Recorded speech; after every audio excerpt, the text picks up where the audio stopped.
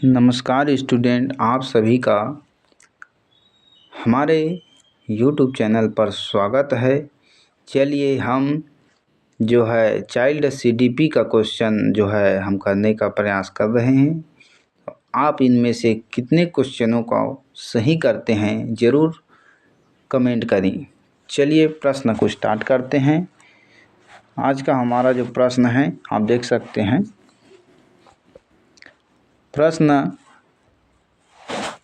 जो है यहाँ पर देख सकते हैं, गर्भ में सर्वप्रथम निर्माण होता है। आपको ये बताना है सर्वप्रथम क्या निर्माण होता है। क्या पैर निर्माण होता है, क्या सिर होता है, क्या धड़ होता है, या फिर सभी होता है। इसका जो राइट आंसर है आप कमेंट बॉक्स में ज़रूर करें। तो इसका जो राइट आंसर है आप देख सकते हैं, सर्वप्रथम गर्भ में जो है सिर का निर्माण होता है। चलिए हमारा नेक्स्ट प्रश्न की ओर चलते हैं। हमारा नेक्स्ट प्रश्न है, देख सकते हैं, जन्म के समय शिशु में कुल कितनी हड्डियां होती हैं।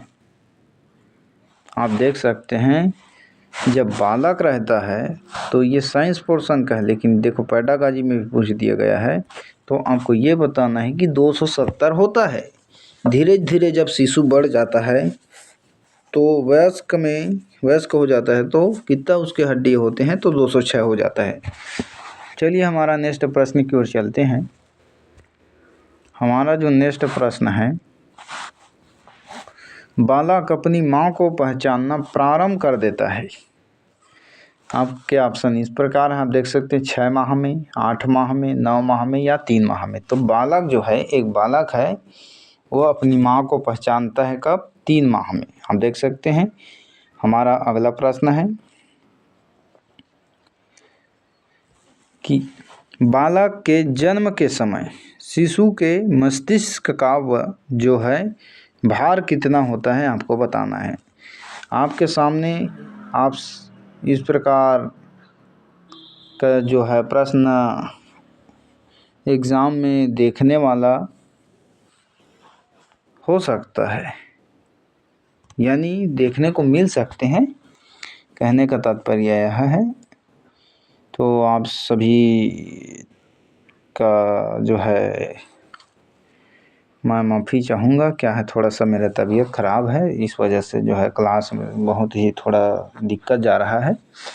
तो चलिए स्टार्ट करते हैं। तो आप देख सकते हैं कि बालक के जन्म के समय शिशु के मस्तिष्क का भार होता है। ये साइंस पोर्शन से रिलेटेड है, लेकिन पेडागॉजी में आपको देखने को मिल रहे हैं। तो आपका आंसर क्या है? आपका आंसर इस प्रकार है, आप देख सकते हैं कि 350 ग्राम है। तो ये है। चलिए हमारा नेक्स्ट क्वेश्चन की ओर चलते हैं। हमारा नेक्स्ट क्वेश्चन है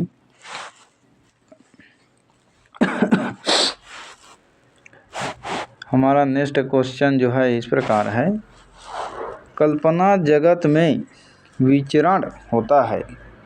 आपको बताना है कि बच्चा जो है कल्पना जगत में या विचरण होता है, इसका अर्थ बताना है कि शैशवावस्था में होता है कि किशोरावस्था में, कि बाल्यावस्था या शैशवा व किशोरावस्था दोनों में। तो इसका आंसर ज़रूर कमेंट करें। इसका जो राइट आंसर है आप देख सकते हैं, इसका आंसर है शैशवावस्था और किशोरावस्था दोनों में होता है। कहने का तात्पर्य वही है कि ये दोनों में होगा। चलिए हमारा नेक्स्ट प्रश्न की ओर चलते हैं। हमारा जो नेक्स्ट प्रश्न है, बालक मुख्य रंगों की जो पहचान कर लेता है, यानी कोई रंग है उसको कैसे पहचान लेता है, इसको बारे में आपको जानना पड़ेगा। तो बच्चा जो है कैसे पहचानता है आपको बताना है। इसमें देखना है कि 5 वर्ष की आयु में पहचान लेता है, कि 2 वर्ष के, कि 3 वर्ष की, कि 4 वर्ष की आयु में। तो इसका जो राइट आंसर होगा वह है 5 वर्ष की आयु में। चलिए हमारा नेक्स्ट प्रश्न है, छोटे छोटे वाक्यों को बोलना तथा 3 पहियों की साइकिल चलाना यह कार्य किस अवस्था में होता है? शैशवावस्था में होता है, बाल्यावस्था में होता है, किशोरावस्था में होता है या प्रौढ़ावस्था में होता है? तो इसका जो राइट आंसर है आप देख सकते हैं शैशवावस्था में होता है, यानी छोटे छोटे वाक्यों को बोलेगा।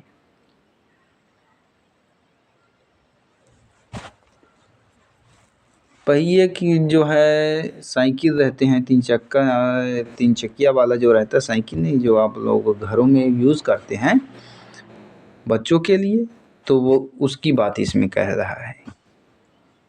तो कौन से अवस्था में आप जो है देख सकते हैं? तो शैशवावस्था में है। चलिए हमारा नेक्स्ट प्रश्न है कि निम्न में से किस घटना की ओर बालक सर्वप्रथम आकर्षित होना प्रारंभ करता है? यानी जब बालक जो है छोटा है, मतलब बहुत ही छोटा है, बालक ही है, तो क्या माँ को या ध्वनि को या भोजन को या प्रकाश को, यानी वो क्या देगा? सर्वाधिक आकर्षण का केंद्र क्या है? प्रकाश रहेगा, क्योंकि प्रकाश को देखेगा। चलिए हमारा नेक्स्ट प्रश्न है, बालक की जिज्ञासा को किया जाना चाहिए, क्या उसको दमन कर देना चाहिए, क्या शांत कर देना चाहिए, क्या उत्तेजित कर देना चाहिए, क्या सक्रिय करना चाहिए? आप बताओ, आप बालक का जो है जिज्ञासा को किस प्रकार करोगे? तो ये जो है इसका राइट आंसर है शांत करेंगे, क्योंकि उसकी जो जिज्ञासा है उसको हम बताएंगे और फिर उसको शांति प्राप्त होगा। चलिए हमारा नेक्स्ट प्रश्न है, अब यहाँ पर बताना है कि भारत में बाल विकास की शुरुआत कब हुई? हमारे भारत देश में बाल विकास की शुरुआत कब हुई, इसको बताना है। तो इसका जो राइट आंसर है आप देख सकते हैं, बाल विकास को बताना है ना, तो इसका जो राइट आंसर है 1930। आपके ऑप्शन फर्स्ट है 1930। चलिए हमारा नेक्स्ट प्रश्न की ओर चलते हैं। हमारा नेक्स्ट प्रश्न है, किशोर अवस्था में सामाजिक विकास पर जिसका प्रभाव नहीं पड़ता वह निम्न में कौन सी है?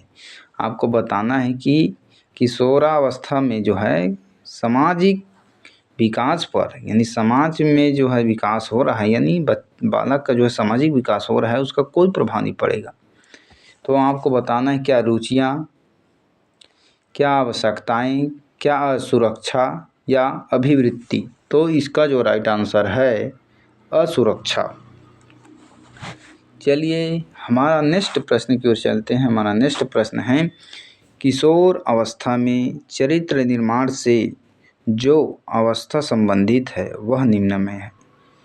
परंपराओं को धारण करने की अवस्था, या आधारहीन चेतनावस्था, आधार युक्त आत्मचेतनावस्था या स्व केंद्रित अवस्था? आप सभी को यह बताना है कि इसका राइट आंसर क्या हो सकता है। किशोरावस्था है, अब अवस्था में चरित्र निर्माण से संबंधित है, तो बताना है तो क्या होगा कि इसका राइट आंसर है आधारहीन आत्म चेतना अवस्था है। देख सकते हैं आधारहीन है। अब यहाँ पर देखते हैं हमारा अगला है, विकास व्यक्ति में नवीन विशेषताओं और योग्यताएं प्रफुल्लित करता है, यह कथन किसका है? अब ये कथन से संबंधित आ चुका है, तो आप देख सकते हैं कि कथन में क्या आ सकता है, तो ये इसका राइट आंसर है हरलाख। चलिए हमारा नेक्स्ट प्रश्न की ओर चलते हैं। हमारा नेक्स्ट प्रश्न है, किशोरावस्था एक नया जन्म है, इसमें उच्चतर और श्रेष्ठतर मानव विशेषताओं का जन्म होता है, कथन किसका है? आप देख सकते हैं ऐसे ऐसे कथन जो हैं आपको सीजीटेट सीटेट में देखने को मिलते हैं, और इससे जो है पढ़ने के बाद भी लोग भूल जाते हैं, जिस वजह से किसी का 1 नंबर से जो है सीटेट सीजीटेट नहीं निकलता है, तो यही कारण है। तो आप देख सकते हैं इसका राइट आंसर है स्टेशनरी हॉल। आप देख सकते हैं यहाँ स्टेशनरी हॉल है, ऑप्शन सी इसका राइट आंसर है। चलिए हमारा अगला प्रश्न है, किशोरावस्था आदर्शों की अवस्था है, सिद्धांतों के निर्माण की अवस्था है, साथ ही जीवन का सामान्य समायोजन है। यह परिभाषा देने वाले कौन है? इसको बताना है किसने दिया है। तो इसका जो राइट आंसर है, आप देख सकते हैं जीन पियाजे ने जो है यह सिद्धांत दिया। चलिए हमारा नेक्स्ट प्रश्न की ओर चलते हैं। मानसिक विकास का संबंध नहीं है, किससे नहीं है? आपको बताना है शिक्षार्थी का वजन एवं ऊंचाई से, तर्क एवं निर्णय से, स्मृति का विकास से, या फिर अवबोधन की क्षमता से। तो मानसिक विकास का संबंध किससे नहीं है? तर्क वितर्क तो है, स्मृति भी है, और शिक्षार्थियों का वजन जो है, ऊंचाई और या अवबोधन क्षमता। अब इनमें से आपको बताना है ए रहेगा कि डी रहेगा। तो हमारा इसका राइट आंसर है ऑप्शन ए, शिक्षार्थी की वजन एवं ऊंचाई पर जो है मानसिक विकास का कोई संबंध नहीं होता। चलिए हमारा नेक्स्ट प्रश्न है, मनुष्य के शरीर में हड्डियों की संख्या कम से कम होती है, कौन सी अवस्था में जो है हड्डियां कम से कम होती है, आपको ये बताना है। क्या शैशवावस्था में होती है, क्या बाल्यावस्था में होता है, क्या किशोरावस्था के बाद होता है, या पौगंडावस्था में होता है? तो आपको बताना है कि सबसे कम से कम की हड्डियां जो होती हैं, जहाँ तक है आप देख सकते हैं पौगंडावस्था में कम होता है। चलिए हमारा नेक्स्ट प्रश्न की ओर चलते हैं। किशोरावस्था की प्रमुख समस्या है, आपको बताना है किशोरावस्था की प्रमुख समस्या क्या है, बताना है। वजन बढ़ने की, शिक्षा की, समायोजन की, या अच्छे परीक्षा परिणाम देने की। आप सभी को बताना है इसका राइट आंसर क्या हो सकता है। तो इसका राइट आंसर है समायोजन की। चलिए हमारा नेक्स्ट प्रश्न की ओर चलते हैं। किशोरावस्था बड़े संघर्ष, तूफान और विरोध की अवस्था है, यह कथन है किसका है? स्किनर का है, स्टेशनरी हॉल का है, एल किलपैट्रिक का है, या थॉर्नडाइक का? इसका राइट आंसर है, आप देख सकते हैं इसका right answer option B stationery hall है। चलिए हमारा नेक्स्ट प्रश्न की ओर चलते हैं। हमारा नेक्स्ट प्रश्न है, जीन पियाजे के अनुसार संज्ञानात्मक विकास की अवस्थाएं हैं, कितनी अवस्थाएं हैं संज्ञानात्मक? क्या 4, 3, 2, 5? आपको बताना पड़ेगा कि इसका कितनी अवस्थाएं। तो इनका अवस्था हमारे हिसाब से 4 होगा, आप देख सकते हैं, क्योंकि जब हम थ्योरी पढ़ाएंगे तो थ्योरी में आपको A to Z जानकारी देंगे। अभी बस आपको नॉलेज के लिए बता रहे हैं। तो चलिए हमारा नेक्स्ट क्वेश्चन की ओर चलते हैं। हमारा नेक्स्ट क्वेश्चन है, एरिक्सन के अनुसार कौन सी अवस्था में बालक अधिक पहल करता है लेकिन बहुत सशक्त भी हो सकता है, जो दोष भावनाओं की ओर ले जाता है? क्या 18 माह से 3 वर्ष के बीच, 3 से 6 वर्ष तक पहला बनाम दोष की अवस्था, या 6 से 12 वर्ष, या फिर किशोरावस्था? तो एरिक्सन के अनुसार बताना है ना। तो आप देख सकते हैं इसका राइट आंसर है 3 से 6 वर्ष तक का पहला बनाम दोष।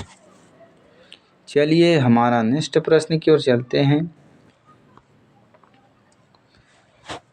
मानसिक विकास को प्रभावित करने वाला कारक नहीं है इसको बताना है। तो क्या परिवार का वातावरण, क्या धार्मिक वातावरण, परिवार की सामाजिक स्थिति, परिवार की आर्थिक स्थिति। तो इसका राइट आंसर है परिवार का वातावरण जो है कहीं ना कहीं मानसिक विकास को प्रभावित करेगा, और परिवार की सामाजिक स्थिति भी होगा और परिवार की आर्थिक स्थिति भी होगा। क्या धार्मिक वातावरण होगा, आपको बताना पड़ेगा। तो जी नहीं, धार्मिक वातावरण जो है मानसिक विकास को प्रभाव नहीं करता। चलिए हमारा नेक्स्ट प्रश्न की ओर चलते हैं। हमारा नेक्स्ट प्रश्न है, नैतिक तर्क का अवस्था सिद्धांत किसने स्पष्ट किया? कोहलर बर्ग ने किया, एरिक्सन ने किया, फ्रायड ने किया या पावलोव ने किया? आप सभी को इसका आंसर ज़रूर कमेंट करना है, तो कमेंट करें। आप देख सकते हैं इसका राइट आंसर जो है कोहलर बर्ग है। चलिए हमारा नेक्स्ट प्रश्न की ओर चलते हैं। हमारा नेक्स्ट प्रश्न है, वंशानुक्रम से संबंधित प्रयोग चूहों पर किसने किया? इसका जो है आप देख सकते हैं कार्ल पियरसन ने किया, या मैकडूगल ने किया, या मेंडल ने किया, या पावलोव ने किया। आपको जो है इसका राइट आंसर बताना है। तो इसका राइट आंसर आप देख सकते हैं मेंडल ने किया। वंशानुक्रम मेंडल ने किया। चलिए हमारा नेक्स्ट प्रश्न की ओर चलते हैं। कौन सा ऊर्जावान मित्रवत बालक का लक्षण नहीं है? नहीं है उसको बताना है खुश मिजाज, सामाजिक, आसानी से चिढ़ने वाला, या ऊर्जा का उच्च स्तर। आपको इसमें बताना है कि कौन सा ऊर्जावान मित्रवत बालक का लक्षण नहीं है।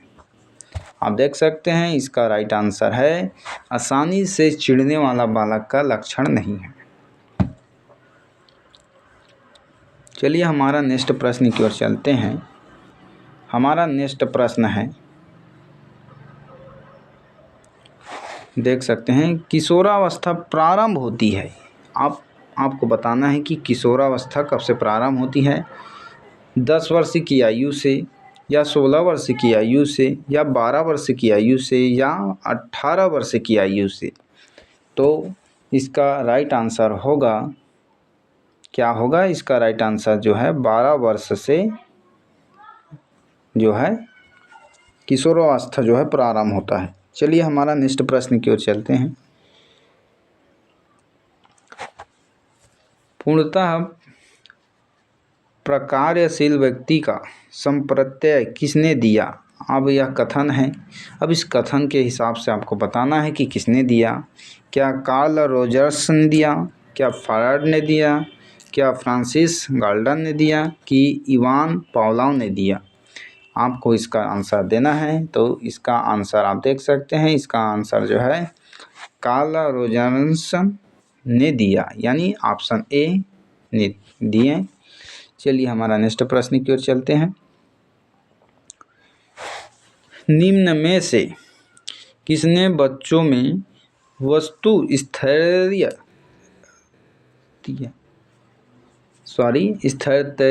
के विकास को समझने में सहायता किया है या सहायता किया है? तो आपको ये बताना है कि पियाजे ने किया, क्या फेस्टिंगर ने किया, क्या एरिक्सन ने किया, कि बेलाक ने किया? आप सभी को बताना पड़ेगा। इसका राइट आंसर जीन पियाजे है।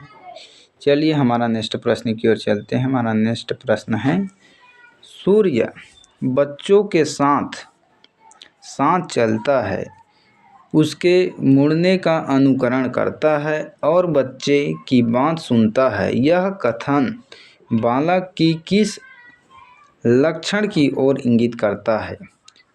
आपके ऑप्शन इस प्रकार दिए हैं, आप देख सकते हैं। पराहम, केंद्रीयता या केंद्रीयता, सजीव चिंतन, या वस्तु स्थैर्य, आपको ये बताना है। तो इसका राइट आंसर है कि सजीव चिंतन, क्योंकि बच्चे जो हैं उसको सजीव के रूप में जो है चिंतन कर रहे हैं। चलिए हमारा नेक्स्ट प्रश्न की ओर चलते हैं। किसने यह दावा किया कि सभी भाषाओं में होने वाली कुछ सार्वभौमिक गुण जन्मजात होते हैं? B.F. स्किनर ने कहा, अल्बर्ट बंडूरा ने कहा, या नॉम चॉम्स्की ने कहा, या E.C. टॉलमैन ने कहा? तो इसका जो राइट आंसर है हम देख सकते हैं नॉम चॉम्स्की ने कहा। चलिए हमारा नेक्स्ट क्वेश्चन की ओर चलते हैं। फ्रायड के अनुसार निम्न में से कौन सी विकास अवस्था में बच्चे का ध्यान जनन अंगों की तरफ जाता है, ये बताना है हमको। क्या मुखीय, क्या गोदीय, क्या लैंगिक, या प्रसूतिक? आपको बताना है प्रसूति। तो इसका जो राइट आंसर है लैंगिक। चलिए हमारा नेक्स्ट प्रश्न की ओर चलते हैं। निम्न में से कौन सा बच्चों हेतु वेसलर बुद्धि मापनीय की एक निष्पादन मापी है? आपको ये बताना है। तो ये है ऑप्शन देख सकते हैं चित्रपूर्ति, इसका राइट आंसर है। चलिए हमारा अगला प्रश्न है। बाल मनोविज्ञान का डेज सिद्धांत प्रारंभ के 4 से 5 वर्षों के अनुभवों पर आधारित होता है। आपको ये बताना है कि मनोविश्लेषणात्मक है, क्या व्यवहारात्मक है, क्या क्रांतिक अवस्था समूह है, या संज्ञानात्मक है, ये बताना है आपको। तो इसका जो राइट आंसर है देख सकते हो ऑप्शन ए ही रहेगा ही, मनोविश्लेषणात्मक है। चलिए हमारा अगला प्रश्न है। एक बायोग्राफिकल स्केच ऑफ इन्फेंट किसने लिखी है? इसके बारे में बताना है। क्या पियर, क्या सीन, क्या डार्विन, क्या स्टन? तो इसको बताना है। इसका राइट आंसर है डार्विन ने लिखा है। चलिए हमारा अगला और लास्ट प्रश्न है, आप देख सकते हैं। मानवकृत परीक्षण का अर्थ है। आपके ऑप्शन है विश्वसनीयता, आपके ऑप्शन बी वैधता, आपके ऑप्शन सी मानक, आपके ऑप्शन डी उपरोक्त सभी। जो बच्चे जो हैं इनका आंसर कमेंट करना चाहते हैं वो क्या सोच रहे हैं और कैसे कमेंट करेंगे और इससे क्या फ़ायदा मिलेगा, ये सारी जानकारी के माध्यम से जो है आप अपने लेवल को देखोगे कि आप कौन से लेवल में, यानी हमसे CG टेट निकल पाएगा, C-टेट निकल पाएगा, या शिक्षक कर्मी का जो पेपर होता है वो निकल पाएगा। यही तो आकलन है, मतलब अपने आप को आकलन है। तो चलिए आप सभी से हम मिलते हैं एक नए MCQ के साथ।